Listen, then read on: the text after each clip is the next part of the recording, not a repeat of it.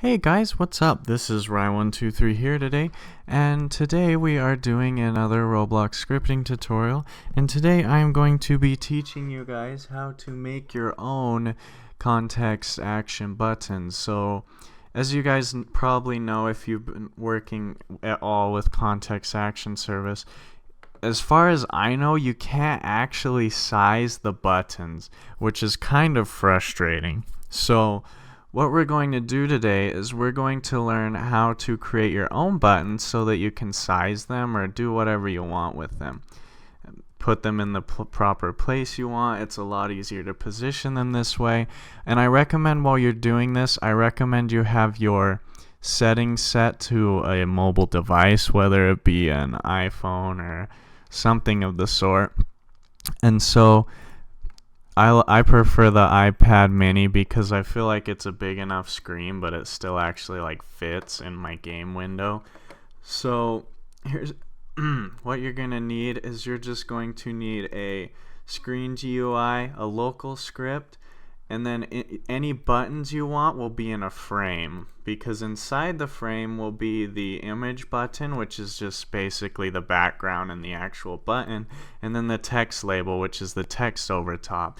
If you'd like, you can just have an image label if you want a picture instead of text, but I prefer this. So I'm gonna go ahead and show you how to position everything and everything. Of course, when it comes to this, you're going to want to get that mobile button looking background, and the source for that is actually in the we're gonna start with the frame first before I get into that. So you're gonna want a 1 background transparency, and then you're going to want to size it to whatever looks good and position it wherever you want it. So position your other buttons around it, and if you want, you can come up here and test it to test how it fits with the jump button. As you can see, mine is pretty relatively well spaced compared to my jump button. And just so you guys know, one of the good things with this is you can put these buttons anywhere. They aren't just limited to the right side of the screen. You can have it like up here, over here. You can put these buttons wherever you want, because technically they're just normal GUIs that we're repurposing for mobile buttons and will only show up on mobile devices. So I'm actually really excited. I was talking with another user. Here, let me pull up his name really quick so I can give him a shout out. I know you guys like it when I give you guys shout out. I was talking to Dorks86 on Roblox about this, and we were trying to figure out how to resize mobile buttons, and so we figured this out.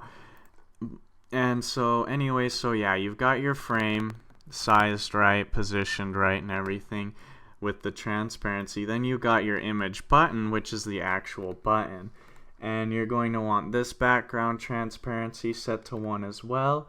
You're going to want the position to be 0, 0, 0 because it's inside a frame. You're going to want the size to be a 1:1 so it fills up the frame. And then one thing, make sure when you're doing these you use, like always with GUIs, this is good GUI practice, use the scale, which is the first number in the set in the UDIM2.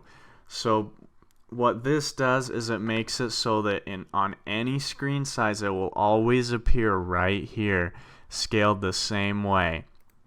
I know that might be a little confusing, but trust me, you are going to be so much better off if you use a scale instead of trying to position it through an offset. So the next thing you're going to need to do is get the source for the background image. I will post that in the description.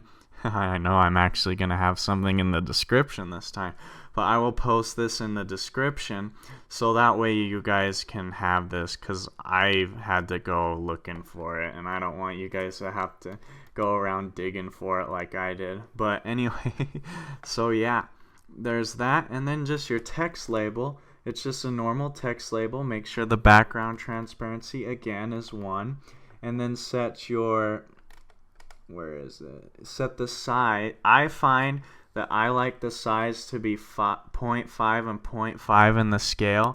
so that it only fills up half of the button, because as you can see, it fits perfectly in that circle so that it's not coming off the button and looking stupid.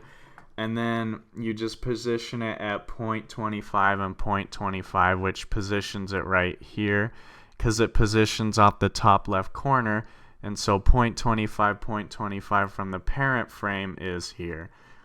And so then you're going to want to come down here. You can type in whatever text you want the button to say, or if you're using an image label, you can put your image in the image URL or whatever it is. And then you're going to want to click text scaled, so that way the text will always be the same size no matter the screen size. Now let's get into the script. So my button script really isn't important. It's just a simple script that kills the player when they click on it, just to show you guys how it works. So here it is, just zoomed in. I don't know if you guys want this or anything, but it does what it's supposed to. Here, I'll show you just for fun. See, it killed me. Okay, now the real script happens here. So once you're done positioning all this and everything, okay, good, I zoom back out. So once you're done positioning all this and everything, you're going to want to go ahead and make your frame invisible, or else this will show up on all devices. This local script is what's going to make sure that it only shows up on mobile phones. And seriously, this is one of the easiest scripts we make. And so what this does is it just gets the user input service. It says if game.get or game:get service user input service dot, oh shoot, I gotta zoom in for you guys. I'm sorry, I always forget to do this. Okay, here we go. Dot touch enabled equals true then. So this touch enabled property is a bool value, so true or false, that just checks to see basically if you're on a mobile device. And if it is, then it gets all the children of the screen GUI, and if their class name is a frame, it makes them visible. So as you can see here on our mobile device, when we spawn in, it makes our button visible. But if I was to switch back to my, oops, let me zoom out so you guys can see how I did that. So here's where you switch between your things. If I switch back to my default look, as you can see here, the button doesn't spawn. So it will only spawn on mobile devices. So yeah, that's pretty much it for this tutorial. I hope you guys found this helpful on how to make custom mobile buttons. I know this isn't my normal tutorial place. I was actually working on another game and I just dumped everything into the into one of the storages because I don't want to give any spoilers. But anyways, guys, I hope you find this helpful. If you just play around with it. I know positioning and sizing of GUIs can be a little tricky, but I hope you find success with it. If you do have any questions, be sure to post them in the comments or message me on something, and I'll try to get back to you as quick as I can. And yeah, don't forget to hit that subscribe button for future videos and hit that like button if you enjoyed. Thank you guys so much for watching. I hope you have a great day. Goodbye.